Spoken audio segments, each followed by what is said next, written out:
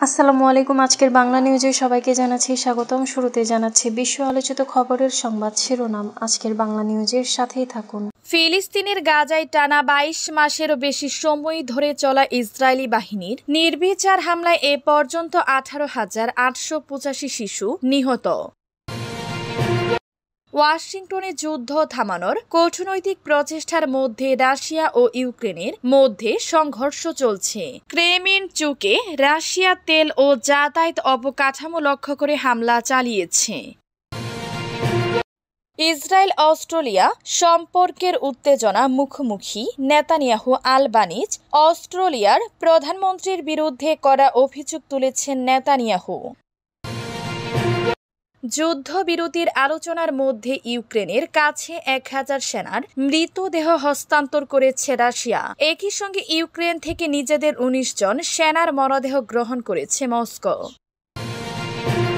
সামরিক শক্তির পাশাপাশি দ্রুত গতিতে পারমাণবিক বাহিনীর আকার ও সক্ষমতা বাড়াচ্ছে চীন, শঙ্কিত যুক্তরাষ্ট্র। বিএনপির ভারপ্রাপ্ত চেয়ারম্যান তারেক রহমান বলেছেন, গণতন্ত্রকামী রাজনৈতিক দলগুলোর মধ্যে দূরত্ব তৈরি হলে পলাতক ফ্যাসিস্ট চক্রের পুনর্বাসনের পথ সহজ হয়ে উঠবে। এতক্ষণ শুনছিলেন বিশ্ব আলোচিত খবরের সংবাদ শিরোনাম। এবার বিস্তারিত। গাজায় ইসরায়েলি হামলায় এ পর্যন্ত ১৮,৮৮৫ শিশু নিহত। ফিলিস্তিনের গাজায় টানা ২২ মাসেরও বেশি সময় ধরে চলা ইসরায়েলি বাহিনীর নির্বিচার হামলায় মোট নিহত মানুষের সংখ্যা ৬২,০০০ ছাড়িয়ে গেছে। গাজার সরকারি গণমাধ্যম দপ্তর এ তথ্য জানিয়েছে। গাজার সরকারি গণমাধ্যম দপ্তর আরও জানায়, গাজা উপত্যকা জুড়ে ইসরায়েল হামলায় নিহত ব্যক্তিদের মধ্যে অন্তত ১৮,৮৮৫টি শিশু। ২০২৩ সালের ৭ অক্টোবর ইসরায়েল ভূখণ্ডে হামলা চালায় ফিলিস্তিনের স্বাধীনতাকামী সশস্ত্র সংগঠন হামাস। এই হামলায় ১,১৪৩ জন নিহত হওয়ার কথা জানিয়েছে ইসরায়েল সরকার। হামলার জবাবে ওই দিনই গাজা উপত্যকায় পাল্টা হামলা শুরু করে ইসরায়েল বাহিনী। ২ বছর হতে চলেছে, এখনও নির্বিচার হামলা চলছে। ইসরায়েলি হামলা থেকে বাদ যায়নি গাজার বিশ্ববিদ্যালয়, হাসপাতাল, আশ্রয় শিবির, ত্রাণকেন্দ্র, এমনকি উপাসনালয়। এরই মধ্যে গত ২ মার্চ গাজায় নতুন করে অবরোধ শুরু করেছে ইসরায়েল। টানা ১১ সপ্তাহ অবরোধের পর মে মাসের শেষের দিক থেকে উপত্যকাটিতে খুবই সীমিত পরিসরে ত্রাণ প্রবেশ করতে দিচ্ছে দেশটি। যুদ্ধ বন্ধের কূটনৈতিক প্রচেষ্টার মাঝেও রাশিয়া ইউক্রেন হামলা অব্যাহত। ওয়াশিংটনে যুদ্ধ থামানোর কূটনৈতিক প্রচেষ্টার মধ্যে রাশিয়া ও ইউক্রেনের মধ্যে সংঘর্ষ চলছে। ইউক্রেনের শিল্পাঞ্চল ক্রেমেনচুকে রাশিয়া তেল ও যাতায়াত অবকাঠামো লক্ষ্য করে হামলা চালিয়েছে। ক্রেমেনচুকে ইউক্রেনের বৃহত্তম তেল শোধনাগার অবস্থিত এবং রাশিয়া নিয়মিতভাবে এটিকে লক্ষ্যবস্তু বানাচ্ছে। ইউক্রেনের কর্মকর্তারা জানিয়েছেন, রাশিয়ার এই হামলার পাশাপাশি ইউক্রেনের কমিউনিটি সার্ভিসও লুহানস্ক অঞ্চলে রাশিয়া নিয়ন্ত্রিত ২টি অস্ত্রের ডিপোতে হামলা চালিয়েছে। এদিকে মঙ্গলবার যুদ্ধবিরতি ও ভবিষ্যতে রাশিয়ার পূর্ণ আক্রমণ রোধের লক্ষ্যে ৩০টির বেশি ইউরোপিয়ান ও কমনওয়েলথ দেশের জোট coalition of the willing virtual বৈঠক করেছে।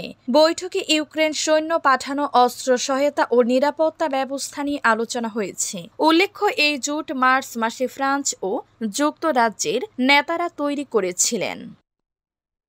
ইসরায়েল অস্ট্রেলিয়া সম্পর্কের উত্তেজনা মুখোমুখি নেতানিয়াহু আলবানিজ। অস্ট্রেলিয়ার প্রধানমন্ত্রী আন্তোনিও আলবানিজের বিরুদ্ধে করা অভিযোগ তুলেছেন ইসরায়েলের প্রধানমন্ত্রী বেনিয়ামিন নেতানিয়াহু।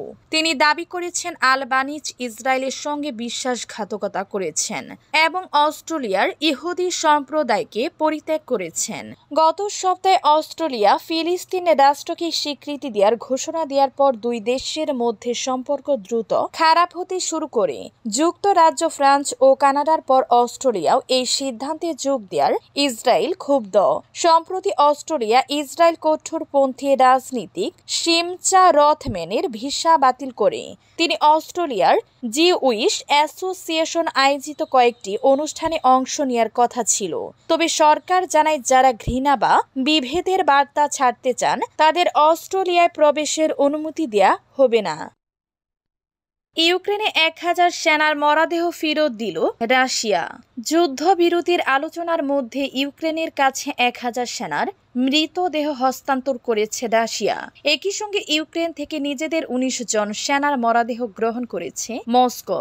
বিষয়টি নিশ্চিত করেছেন রুশ প্রেসিডেন্ট ভ্লাদিমির পুতিনের ঘনিষ্ঠ সহযোগী ও প্রধান আলোচক ভ্লাদিমির মেডিনস্কি।